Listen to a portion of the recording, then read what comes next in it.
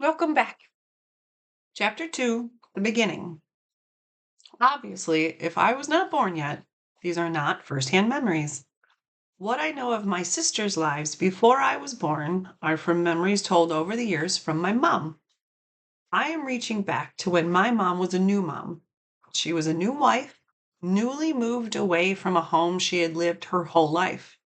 She was no longer living with family, but for the first time living with a new partner. This was in 1984, so there was no internet to search for answers to questions. So when the baby had a severe fever, usually both parents would be equally concerned. When the new mother realized it was time to take the baby to the hospital, there was a problem. There was no cell phones or texting to reach the father. After reaching him through the church office, he refuses to leave his duty at the church. His daughter had a dangerous fever, but his priority was to stay at the church.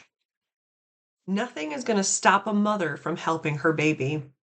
Without help from her husband, but with help from the neighbors, the determined mother was going to get her infant to the hospital. I am sure this was not an easy ride. A child in discomfort is a horrible noise to hear. Famously, the story ends with the baby soothed with an ice mat and finally falls asleep. Pneumonia almost killed my oldest sister. Our neighbor helped save her life by showing kindness. During labor with her second child, my mother refused to go to the hospital early. Dishes and laundry needed to be done first. She did not want to come home to a dirty house. When she was ready, everyone got in the car. Driver was the father. In the back seat was mother and almost 2-year-old daughter. In the back seat of a red AMC Pacer with a hole in the floor, her second daughter was born. Baby, says the almost 2-year-old, excitedly awaiting a playmate. Shut up, says the father. They got to the hospital and received the medical care they needed. The family was now 2 adults and 2 small children. After knowing my middle sister, it does not surprise me to know she was a strong child. The second daughter broke her leg while falling off a changing table. In midair, the little girl was saved by her mom, but her leg was too far out of reach.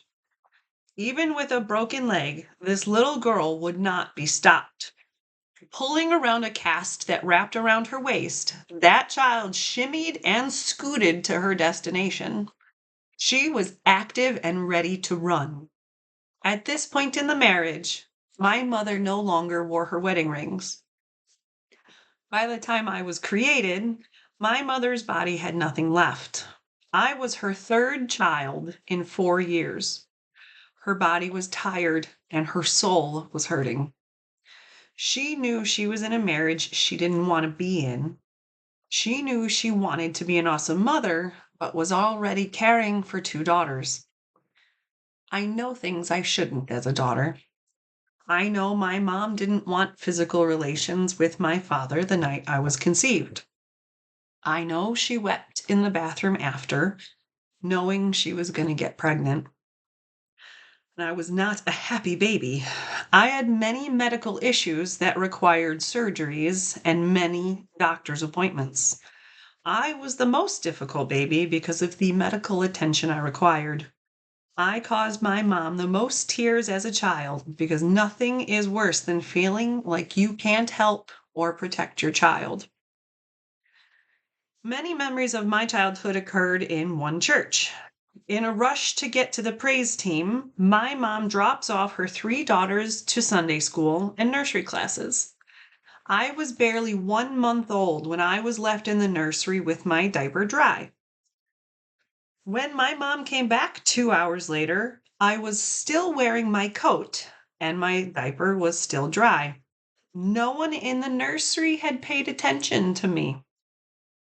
That was the first clue that something was going wrong inside my little body. My mother's milk became impossible for my body to keep inside. It was impossible to soothe me, so it was time to go to the hospital. Pyloric stenosis is a condition when the sphincter that is supposed to expand and contract does not. The passageway for food to enter my intestines wasn't big enough to let food pass. I needed invasive surgery if I was going to survive. I imagine my mother, distraught and crying into her hands as her third daughter gets tied down for nurses to take blood. Without sufficient fluids in my tiny body, getting blood out of my foot was difficult. My mom tells me that I struggled fiercely against the doctors as they held me down and bent my foot in half, trying to force blood out. My mother remembers the nurse asking, "Does she cry like this at home?" While closing my incision, they made a mistake. I have a skin flap 1 inch above my belly button that looks like a nose. I survived because of medical advancements. Later, my mother would discover that my father's mother, my grandmother, had a brother that died because of pyloric stenosis as a child. Apparently, I've loved animals since before I could walk. I tried to fly like a bird before I tried running. My mom always says I saw a bird out the window and tried to fly. My oldest sister remembers the day I tried to fly. I could not defy gravity, resulting in a crash landing on my face. The tale goes that my oldest sister sang to me in efforts to calm me as blood poured out of my crushed nose. I was taken to the hospital and given reconstructive surgery. Less than 2 years old, and I had a nose job. I still have the scar on the tip of my nose. It's like right in here. In there. I've always hated the shape of my nose and wondered what I would look like with my real nose. Without surprise, I was terrified to go to the doctors. Any time I saw an adult in a white coat, I had an emotional reaction. I had no words to express my feelings, but my mother could read my body language. As if I hadn't dealt with white coats enough, dentist appointments were so common because no matter how much I brushed my teeth, I always had cavities. My mother tried her best, but my teeth were not healthy. I had to be bribed with toys to go willingly into the chair. If there were complications or I was unhappy, I had learned how to use guilt to my advantage. I knew I wanted toys, and I could get them if I made her feel weak. I used emotional manipulation to get what I wanted. We all had our coping mechanisms to deal with our toxic home environment. The oldest sister developed a habit of holding on to objects.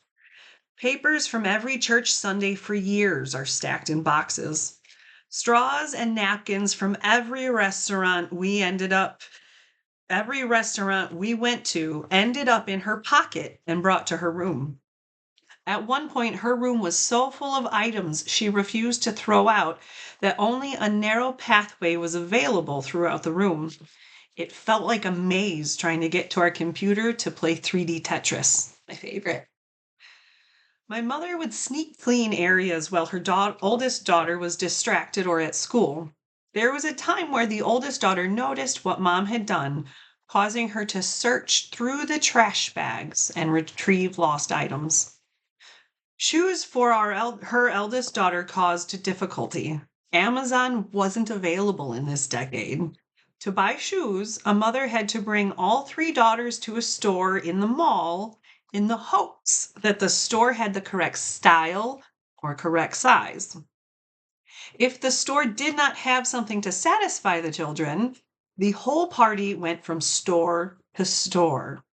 It would take a full day of shopping to possibly find shoes. If the store did not carry the exact same style my older sister had purchased previously in the next size up, chaos ensued. There was no logic to her panic, but to change styles was not an option. It became so difficult for my mom to cater to her first child's demands that she reached out for help. Just as depression was not understood in the 90s, Obsessive compulsive order was not widely known or accepted. That did not matter to a mother who saw that her child was struggling. My mom got my sister the help she could with the resources she had. Growing up, we all used the resources we had. As a kid, you are limited to what your parents provide. My parents provided a 4-story split level style house with a double garage and a wonderful sledding hill in the backyard. An addition had been added before my memory. There are pictures of 3 sisters standing in front of the yellow car and construction materials. The driveway was long. The yard was a square shape. There was a rose bush under the front-facing window of the second daughter's bedroom. Her carpet needed to be replaced with wooden floors because of her allergies. I remember my mom on a ladder holding a paint roller before the bunk beds were installed. Walking up the driveway leads you to a patio on the left. There is a half wall sticking out of the house surrounded by flower beds. Purple iris flowers bloomed every year. The front flower beds had tulips in front of the concrete square, giving access to our mailbox and front door. There was a large overhang, enough to hang a swing in the shade. The swing conveniently faced the neighbors to the right. Not long after my father purchased the house, his sister purchased the house next door. My neighbor was my aunt, uncle, and their children. They watched us from the windows. My aunt's second floor window was large enough and had an excellent view into our kitchen and living room. When entering our front door, there was a window you had to walk past on your way to the door outside. It was easy for strangers to tell if we were home. As a child, the windows felt like it covered half the walls. There was nowhere to hide. The walls were a dull yellow with beige tones on the furniture. It was sparsely furnished room with a round side table that had a lace cover my mother always loved. There was a large, heavy television that was covered in dark wood that my father never allowed us to use. We were not allowed to watch Simpsons or Roseanne. Star Trek was the most important show in the house. We didn't keep toys in the living room. Any toys left behind got brought to our room in piles. I don't remember decorations on the yellow walls. There were large windows with vertical blinds. The vertical blinds did nothing to block people from seeing in and were easily moved out to sea. They broke often and were hard to clean. I hated them from an early age. There was a ceiling fan that was in the center of the living room. Dad used it for displaying rubber snakes for causing my grandmother panic. I used it for creations. I took as many paper clips that I could find and strung them together to look like a funnel from the fan to the floor. Sometimes there was a purpose of holding an object at the bottom, and sometimes it was just to watch the paper clips spin like a tornado. It would be in this yellow living room that I would watch the TV in hopes to see the newest Spice Girls Pepsi commercial. Instead of music to my ears, my heart was broken as I found out with the rest of the world that Princess Diana had died. I was young, but I still knew that she had gotten a divorce. I had been watching her suffer along with my mom in a failing marriage. I knew she got divorced, which was exactly what we wanted. She gave us hope for a better life. Even though nothing had changed in my life, I knew the world was going to miss her forever. What I call dead space was created when a large staircase was built. Dead space is space in the room that is not functional. There was only room for a couch to fit under the stairs, but if it fit, sitting on the couch would result in hitting your head on the stairs. Sometimes we had fish tanks there, and most times there was the circular table with the lacy tablecloth and glass top. The edge of each step was large enough for little hands to grab. Each step became at the equivalent of a monkey bars as the sisters would hang and climb from the stairs underneath. The stairs going up from the kids' level to level 3 provided hours of fun. Before the time of cell phones, beepers, our house had a phone counter. There was a counter breakfast bar that separated the living room and the kitchen. It was easy to hear each other from the back door in the kitchen to the front door in the living room. There was the breakfast bar, but usually we ate lunch there. In kindergarten, I would come home with my two best friends. We would jump off the bus and bark at the door until my mom came to open it for us. At the last minute, all three of us would run to the back door and start barking to try and confuse my mom. Once we entered, we would eat mac and cheese while watching the Muppet Babies. On the counter, the answering machine sat. This was the time before cell phones and caller ID. Attached to the wall was the phone with the long curly cord. At this time, message machines were the new technology. If someone called while you were not home, they left a message and you called them back. Caller ID came later, but you had to pay for it. So we didn't have it. Star 69 was to find out who was calling. There were no cell phones or CDs. Cassette tapes and VHS tapes were used. I didn't know what a CD was until I was in 5th grade. The only music we got to listen to was Moody Bible Institute or Christian music. If we begged, and we were lucky, we got to listen to country music.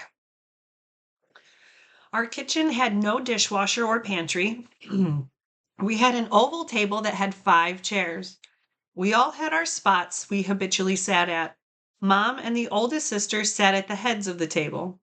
Dad had the side facing the little window to himself, as the middle sister and I wedged ourselves into the 2 seats left facing the cabinets.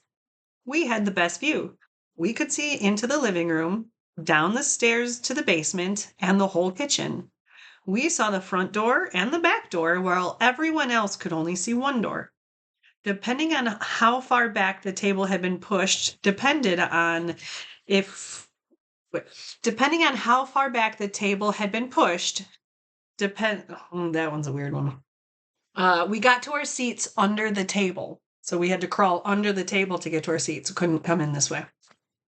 The best part of our kitchen was the stairs down to the basement. The railing was so close to the fridge that the freezer didn't open all the way. It was a long staircase down. If one stands at the top of the stairs, there's a patch of wall that was the home to our yearly school pictures. My sister and I would throw cherry pits at each other's pictures when we were angry or home alone.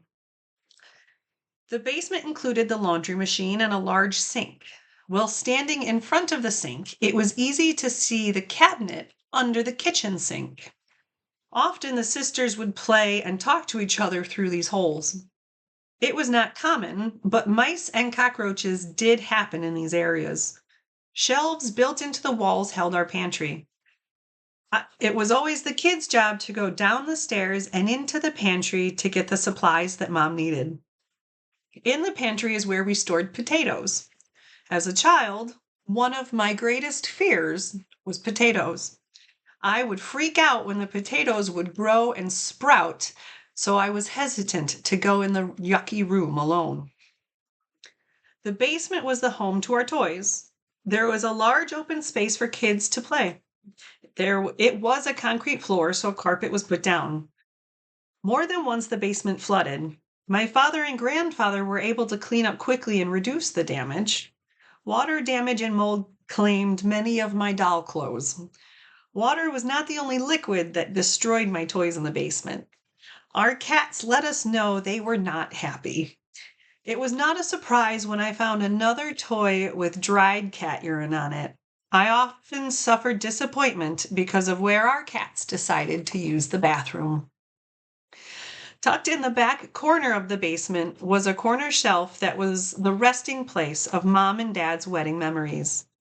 We weren't supposed to play with the bell, but we loved looking at the wedding pictures. While standing in front of the wedding shelves, there was a door to your right. It would be easy to miss if you didn't know it was there. The door opens to a small room. There's a double door hiding the water heater and causing the room to be hot. There is one of 3 little windows that peek out at ground level in the room I considered Mom's office. Mom would do crafts with string and nails. She would take a piece of wood and place nails in a specific order. To make a piece of art, black felt fabric was covering the wood board. She would use a piece of string with black dots strategically placed. Nail by nail and color by color, she would string together amazing pieces of work. Sailboats, butterflies, and other pictures were created with nail and thread. It amazed me how my mom knew how to make simple objects into something I could look at for years to come. She would be listening to Randy Travis cassette tapes as she exercised on her stationary bike. In this room, I would get Lego pieces and peas pulled out of my nose. It was also an excellent place to hide during hide and seek games. When standing at the top of the basement stairs, it is easy to see level 2. It only takes 2 sideways steps before the stairs to level 2, the kids' level, are easy to use. There is a wall on the right that goes all the way up until there is another staircase above you leading to the topmost floor. After you climbed the short staircase, you're at the white wall. This wall was textured, so it was fun to touch as you walked by. This, level 2, was considered the kids' level because that is where our bathroom was. Mom and Dad had their own, bigger bathroom upstairs, and we only used that in desperation. Our bathroom was simple. The best part of our bathroom was the storage. Mom always had extra supplies like toothpaste and toilet paper. Mom always provided what we needed, and I knew where to look to find it. Our towels were so thin that you could almost see through them. Many of the towels had threads hanging off that as a child, I loved to pull. The bathroom door had no lock, so there was no privacy guaranteed. The kids' level had 3 bedrooms. The middle sister was always in the largest room with the front-facing window. It was easy to see if our friends were out playing from her window. I did get to share that room for a good amount of time. We had bunk beds that were made of dark wood. The set included a dresser of 5 large drawers and a shelf that tucked away near the head of the bottom bunk. In this shelf, my sister kept rubber bugs. She had a rubber cockroach and a large ant she kept on her shelf. While dusting the bottom bunk shelf, Mom went to move the rubber cockroach. Only this time, it wasn't rubber. The cockroach she was going to move was real. We had cockroaches in the kitchen sometimes, but this was the only instance I ever knew them to be in our rooms. Mom threw both rubber bugs out after that. Mom did not clean our rooms for us often. She would dust our shelves and clean our clothes and put them away, but that was it. If we couldn't find a toy and our room was messy, it was up to us to clean it. If we couldn't find what we were looking for, that was our problem. If Mom knew where our toy was, she would tell us. If she didn't know, it was probably in our mess. The room that shared a wall with the second daughter's bedroom was usually the first daughter's bedroom. There was a storage area above the closet that was an awesome hiding place. Somehow, we filled the area with blankets and pillows and managed to hang out comfortably. The window in this room faced the neighbor that was considered the grumpy neighbor.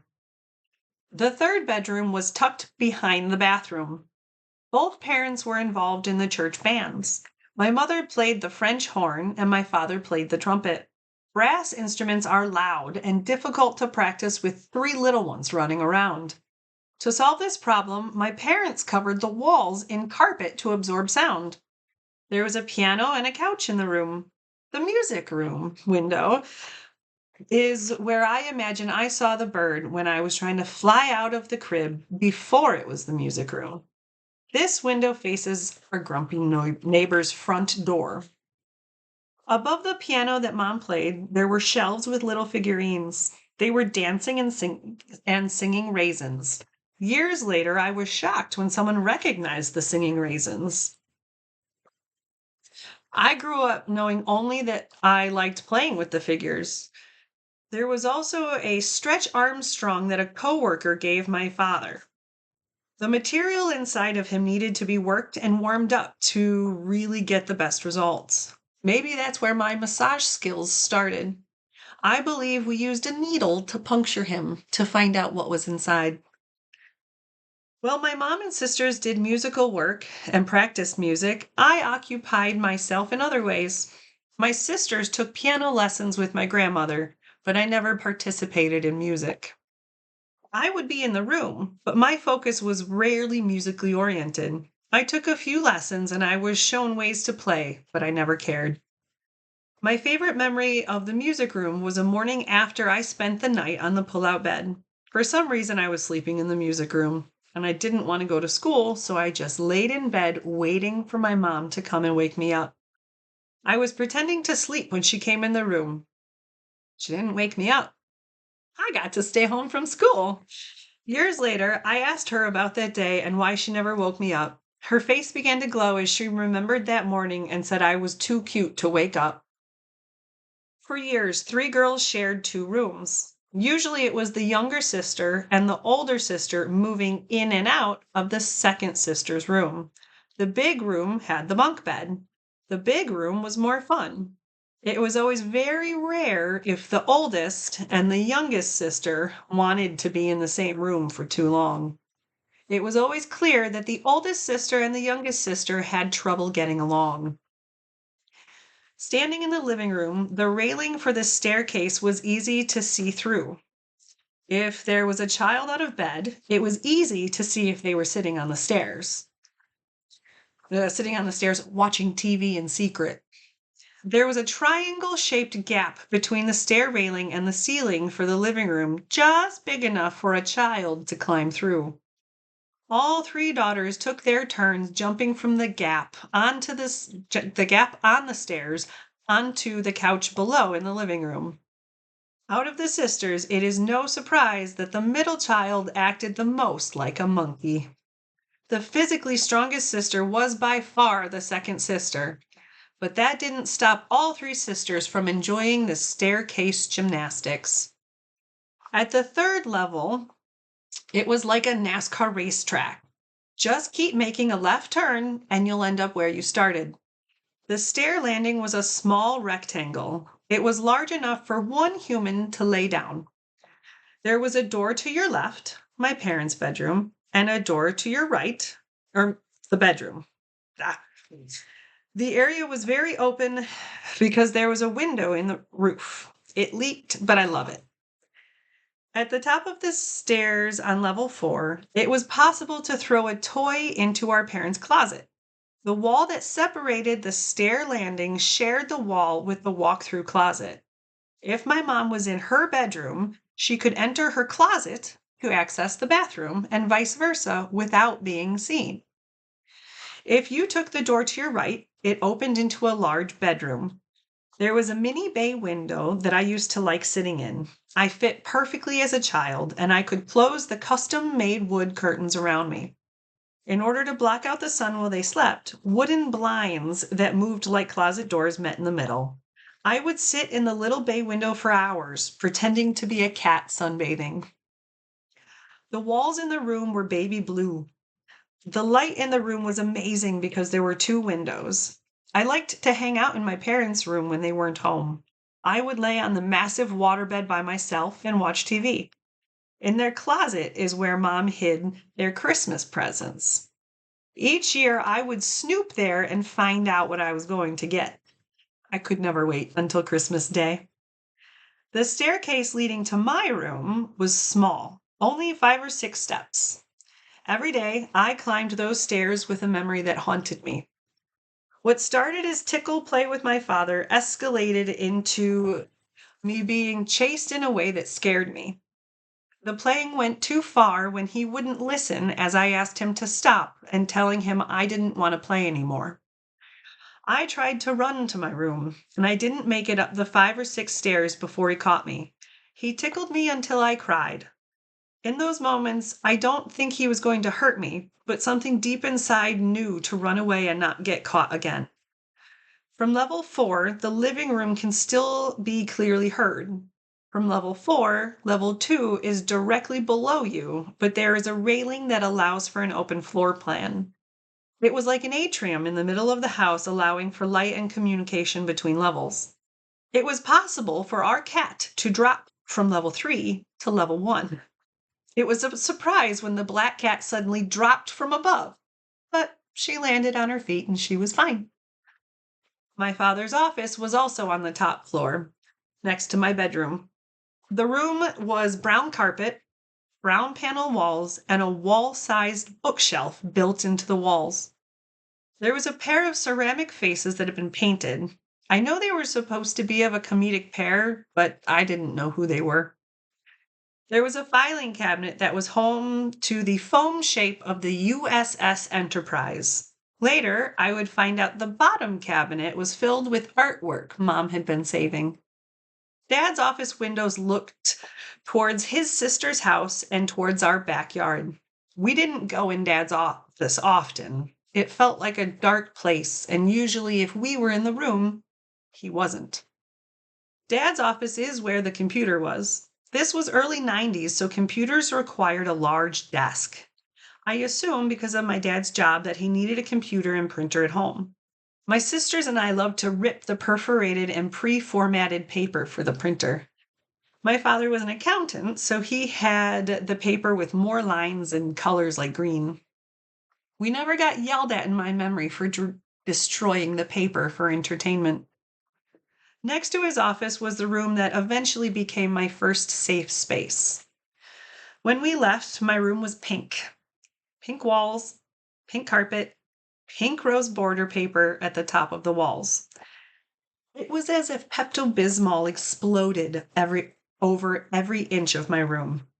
I applaud my mother for allowing me and encouraging me to make the decisions for my space. I had Little Mermaid curtains and a white metal daybed. I love my mother a little bit more for every time I remember this room. I love her for letting me do the room the way I wanted it. She made me feel important and gave me worth. My opinions matter, and I had independence to make choices. My grandmother hated the fact that my mom let me choose the clothes I wore. I wanted to dress myself, so my mom let me. Little things my mom did as I grew up let me develop my sense of self. I gained confidence when she let me express my opinions and thoughts. I remember the day I got my first big girl bed. I got to pick out a new frame. A new bed frame meant a new thick mattress. The day both arrived was a Friday, TGIF, and that was playing on ABC. My sisters knew how excited I was to have a new comfy place. The oldest sister brought me the 6-inch black and white mobile TV to watch. I didn't leave my bed unless I had to. The white bed frame was so high that I was able to crawl under the bed and play Barbies. I used masking tape to create a Barbie world on my pink carpet. I had roadways so that my red extendable Corvette and my Barbie minivan could travel through my room. I had a nursery for all of my Kelly dolls, and it was difficult for my mom to punish me because my room was where I felt safe. I chose to be in my room and play alone. A lot of times I had to play alone because I was the third wheel when it came to my sisters. I didn't watch much TV until 5th grade. And my mom never stopped us from playing with our friends as a punishment. She knew we needed our friends and we needed to get energy out. I loved my room. My room was my safe place in a house that wasn't safe. I was fortunate my father provided a house that had enough rooms where I could have my own space. I moved my furniture around constantly. I was always thinking of ways to make my space more efficient. I wanted my room to reflect who I was and my interests. I went from dolls and crayons to fish and hamsters to music. There would be nights I would stay awake moving everything in my room, and I would do it alone.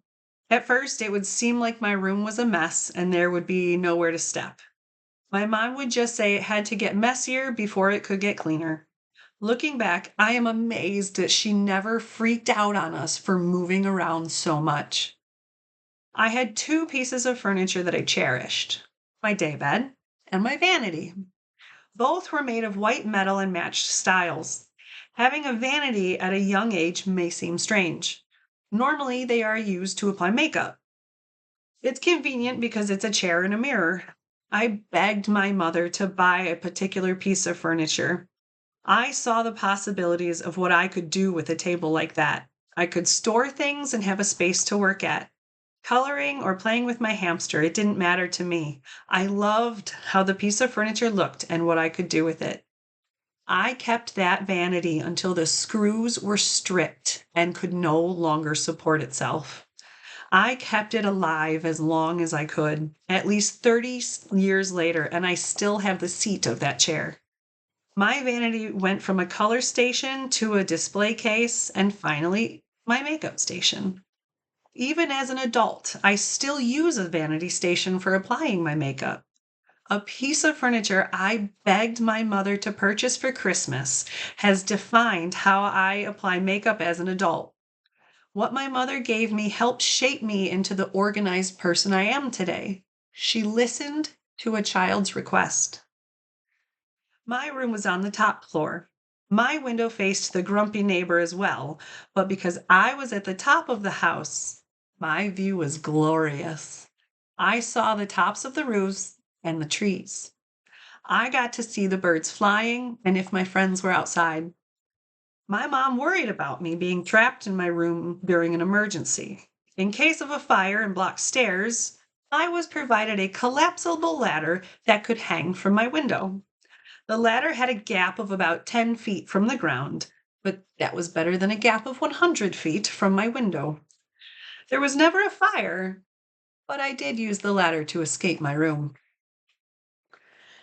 Um, and my sister's. At the top of the house on the fourth floor, there was a tiny room that had a tiny window facing the front yard. The little room was hot and dirty. The attic was the worst place to hide a cat. The attic has the best places for the cats to get stuck. At one point, there were there were two adults, three children, five cats, nine hamsters, and fish in the house. The house was not filled with love or laughter. 37 years later, and I still have stress streams that bring me back to that house. I remember the house as if I was there yesterday. As a child, I would walk around with my eyes closed, pretending I was blind. I would use my hands and I would use my memory to guide me safely around the house.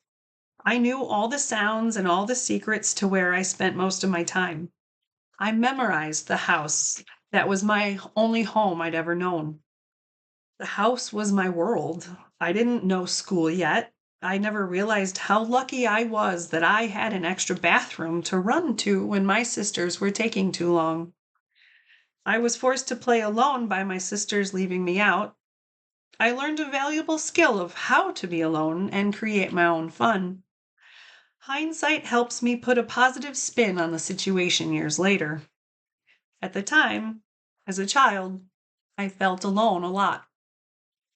I had trouble making friends at school, so my friends were my pets. I had love to give, and I convinced my mom to buy me animals. My sisters and I would join forces to convince our parents to comply with our latest genius plan. Our genius plans included adopting a cat from our friends. The sisters knew a family that had recently found a black and white cat. Without consideration from the father, Midnight came into our new home. Midnight bonded with my mom. The daughters were so disappointed that Midnight was not giving them attention. Our solution was to get another cat. Somehow, the sisters convinced our mom to go to a shelter and adopt a friend for Midnight. Midnight was clearly lonely and wanted a friend, according to the sisters. And upon arriving at her new home, Tiger Lily was terrified. The first thing the second cat did was to run to the couch and get stuck inside. After hours of unsuccessful attempts, the new cat was still stuck in the couch. And when Dad got home from work, he came home to a bombardment of pleas to get the cat unstuck. Which cat was stuck was not specified. Tiger Lily did not have a good life with us. Her first face after being stuck in the couch was a surprised, angry man. He did not gently pull out the cat as he was expecting to see. We had a lot of explaining to do. The rest of her time with us was spent hiding under our beds, puking on the carpet, and peeing on our toys. We loved her anyways. She deserved a better home than the environment we provided. Our first experience of death was a pair of gerbils. They had a cage that lived in the basement, and gerbils' lives are not long enough even if they are taken care of correctly. For 3 little girls, death was a new experience. After being gone, the 3 girls came home to find the cage empty. Filled with questions, the daughters approached their parents for answers. For reasons unknown, the gerbils had died suddenly. Their father decided to dispose of the animals before the children were able to say goodbye or understand. At the time, from a child's memory, he did not show remorse. Something the children had loved was ripped away without explanation or closure. Friends were hard to make and maintain, and instead of human friends, I convinced my mom I needed more animal friends. Salt and Pepper were my first hamsters. They lived in my room in their cages. Pepper would eat through the metal screens on the top of his cage and escape often. A time he escaped, we all looked for days. I had given up hope I'd ever see my friend again. I cried for days. I was playing Battleship in Dad's office when all of a sudden I felt a fuzzy feeling on my shoulder. Dad found Pepper. The hamster was in the crawl space connected to our father's office. If I had hamsters, my sisters had to have the same. I had 2 hamsters, so it was only fair each sister had 2 hamsters. A bookshelf was set up that had 3 shelves, 1 shelf for each sister. Each shelf had 3 cages, so why not have 12 hamsters? I'm sure the pet store knew us and dreaded us when we came stomping through the door. If we purchased a hamster that would bite us, we returned it. We needed hamsters that were happy about being touched with little hands.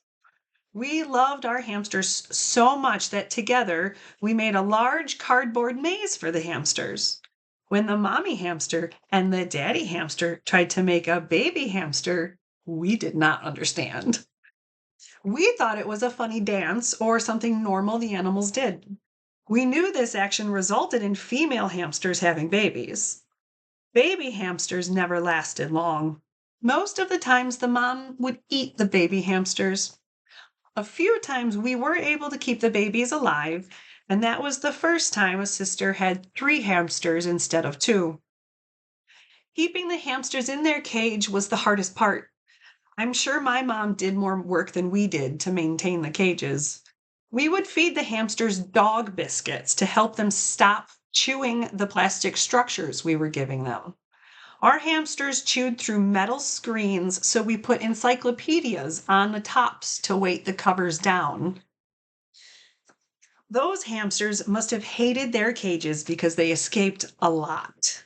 One night, the oldest sister was asleep until she felt movement in her sleeping bag. It turned out to be Ginger, who had joined her for bedtime. Another time, Midnight was the finder of the hamster. To our surprise, the cat was very gentle, pushing the hamster into our view. I cannot tell you how many hamsters we had overall, because if a hamster died, we got it replaced.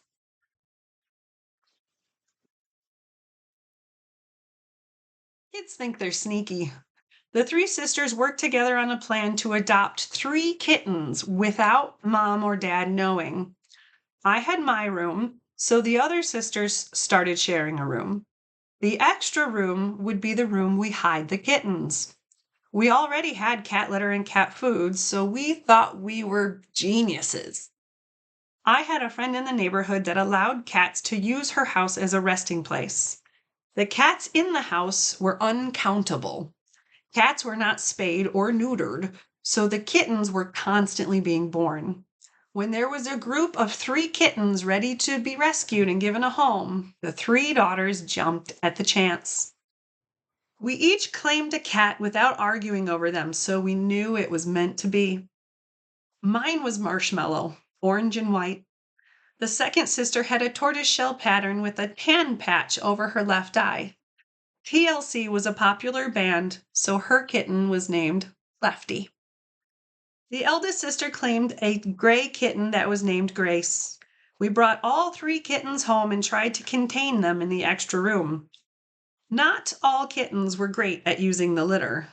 It was impossible to keep the kittens from escaping the door, so our secret plan was doomed from the start. I have no idea how, but we were allowed to keep the three kittens without requiring them to live in one room. Midnight didn't mind the kittens. I think she enjoyed having friends. Tiger Lily didn't interact with anyone, so it didn't really matter. Marshmallow made me happy. I would sit in my sleeping bags and let her cuddle on my chest while I pet her. She gave me love, and I did my best to try and take care of her. Our pets never went hungry or thirsty because we adored animals and taking care of them. We may not have been good at taking care of them, but we tried our best.